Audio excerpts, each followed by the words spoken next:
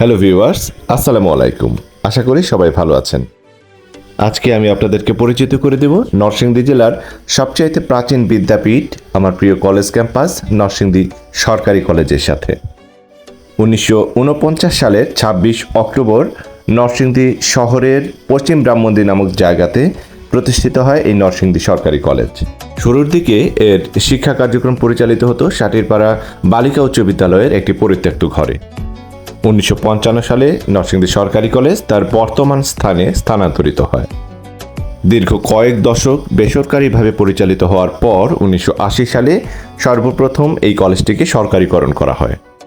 নরসিংদী সরকারি কলেজ বর্তমানে উচ্চ মাধ্যমিক থেকে শুরু করে স্নাতকোত্তর পর্যন্ত শিক্ষা প্রদান করে থাকছে।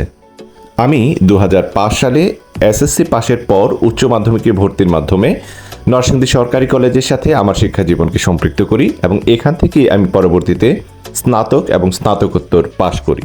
নরসিংদীর ঐতিহ্যবাহী এই পুরাতন বিদ্যাপীঠ থেকে জ্ঞান অর্জন করতে পেরে আমি আমার নিজেকে ধন্য মনে করছি। সুপ্রিয় দর্শক মণ্ডলী, আমার আজকের ভিডিওটি এ পর্যন্তই। সবাই লাইক, কমেন্টস এবং শেয়ার করে আমার পাশে থাকবেন। আল্লাহ হাফেজ।